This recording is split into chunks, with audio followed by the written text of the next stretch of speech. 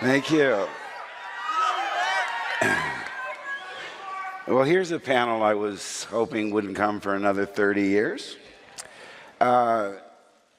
Someone once wrote, when someone you love becomes a memory, that memory becomes a treasure. And here today, we're here to celebrate the treasure that was Carrie Frances Fisher.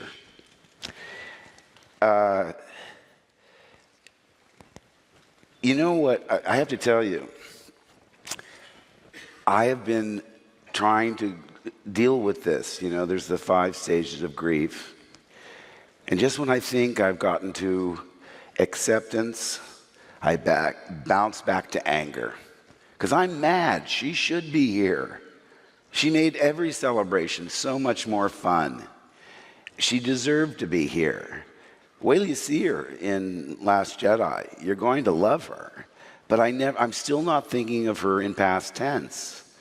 Certain people have a vitality and an energy that's so strong it reverberates far beyond their lack of physical presence.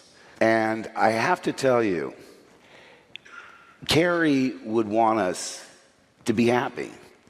She wouldn't want us to become consumed by grief. She was all about having fun every day, finding her own fun, which is why it was such a joy to be around her.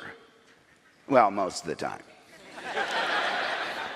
Because, you know, when we found out in the storyline that we were brother and sister, we were more like brother and sister than we realized, because we loved each other, but we fought and we criticized and we were judgmental and we'd get fed up with one another.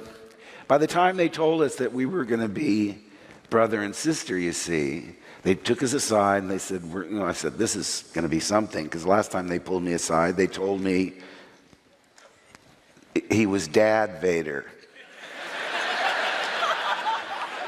And Kirshner said, now you know and George knows and I know, so if it leaks, we know it's you. What a burden that was. I had to keep that a secret for more than a year. So they brought us into the dressing room and they told us, this is during Jedi, because there was a mock scene with the wrong information, and they said, Luke and Leia are twins separated at birth. And, you know, I was stunned. I'm 5 years older than Carrie. And I said, well, wait a second. Let's see, if I'm Luke Skywalker from a moisture farm on Tatooine, and she's Princess Leia, does that make me royalty? And without missing a beat, Carrie said, no!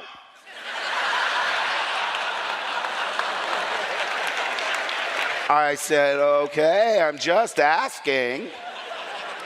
But that was sort of a clue into how much she reveled in being not only pretty much the only girl in that galaxy far, far away at the time, but her exalted status.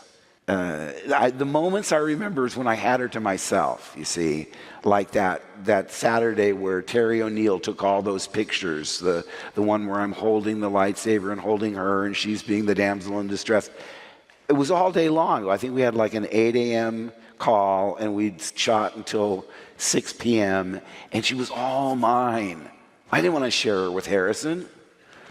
I didn't want to share her with anybody. And at the same time, as attracted as I was to her, I thought, I couldn't handle her as a girlfriend.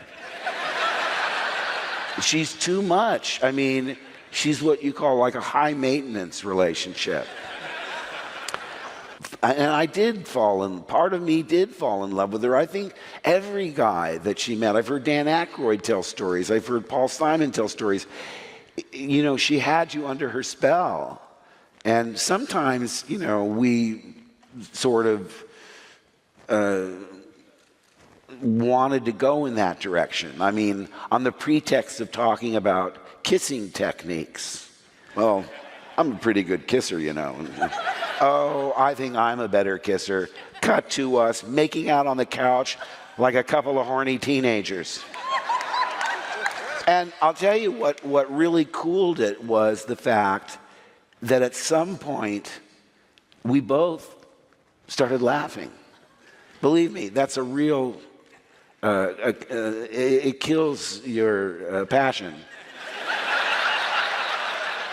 If someone's laughing in your face.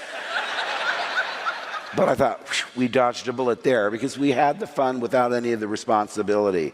One of the things I'm most grateful for, because there were long stretches, we get fed up with each other, and I remember we were doing the bikes in Jedi, and we'd be up on these bikes, and they say, if you kids could just stay up there between takes, it would save us a lot of trouble. We're almost ready, and so forth. So Carrie, under her poncho, would pull out volumes of philosophy. Kierkegaard, Nietzsche, and she had a highlighter pen, and she's highlighting all these things. And I was sort of insulted, because, you know, in the old days, we would have been, it's like when we were doing the swing across, we were hooked together, and we loved it. We were just, had so much fun that day. By that time, we'd sort of evened out, and she was, I'm sure, you know, found me extremely tiresome. But, and I was mean, because I knew that in her trailer she had the National Enquirer, she had the Star, she had all the tabloid rags. And I said to her, gee, Carrie, why bring Kierkegaard on set when you have the National Enquirer in your trailer? And she barked at me, because I want people to think I'm smart. You know, today is a day where it would be very easy to be consumed by grief. But let me tell you, when I go to sleep at night, there's never a day so far where I don't think of her. And when I think of her, and I hope you can appreciate this mental image, she's looking down from the celestial stratosphere with those big brown eyes, that sly smile on her face as she lovingly extends me the middle finger.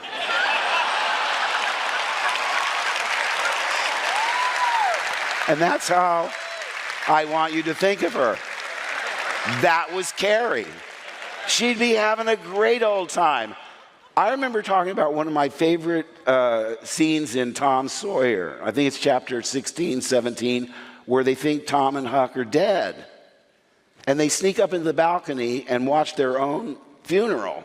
But that's when Carrie looked at me and said, I promise you, if you go first, I'll heckle your funeral. That's quintessential Carrie. It's so irreverent. It's so funny, the concept of someone heckling your funeral. And he said, promise you'll heckle mine. I said, oh, you got it, babe.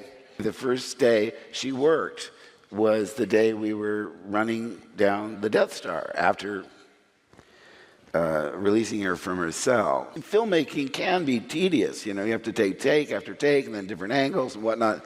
And all of a sudden, she wasn't around for a while. I said, Harrison, where's Carrie? I don't know. I went, well, I know she's somewhere, but because we can't do anything with just the two of us. And she came back, and she's had this sheepish look on her face. And I said, what happened? She said, well, Gary said I was flopping. And I said, what are you talking about? She said, when I'm running up and down this Death Star, he could see I was flopping around. And I said, this is the origin of there's no space, there's no underwear in space. Because I said, well, what do they do? She said, they taped me down. So now try and watch that movie again without thinking of her with gaffer's tape. It's never easy to lose such a vital, irreplaceable member of the family, but this is downright heartbreaking. I don't know if I can read this. Carrie was a one-of-a-kind who belonged to us all, whether she liked it or not. She was our princess, damn it. And the actress who played her blurred into one gorgeous, fiercely independent, and ferociously funny take-charge woman who took our collective breath away. Determined and tough, but with a vulnerability that made you root for her and want her to succeed and be happy. That's what I thought was so incredible about her. For all the bravado, it was almost a defense mechanism, you know, that she wore this toughness like armor, but down deep there was that vulnerability of a little girl. It's enormously appealing. And she's so smart, you know. You call this a plan? Give me that gun. You know, she made Solo and Skywalker look like chumps. No one had probably ever challenged Han Solo, least of all, she was 19 years old. 19! I was a worldly 24, of course. But that's what I thought was important, that it made you want to root for her, but it made you want her to succeed, and you wanted her to be happy. It was so hard to put this to words, and honestly, she played such a crucial role in my life, both professionally and personally, and both would have been so diminished had she not been a part of my life and my career. I'm grateful for the laughter, for the wisdom, and the kindness, and even the bratty, self-indulgent crap. See? Siblings to the end. I had to put in a little even the bratty, self-indulgent crap my beloved space twin gave me. So thank you, Carrie Francis. I love you, Mark.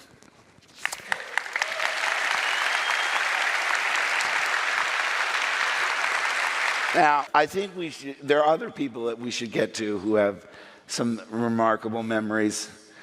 Here's one from the master himself. I was talking to the casting director, and I want somebody very young. I want somebody 19, 18 years old. And she's a senator. And she's very powerful, and she's very strong. She has to be morally and emotionally strong and be able to take charge of everything.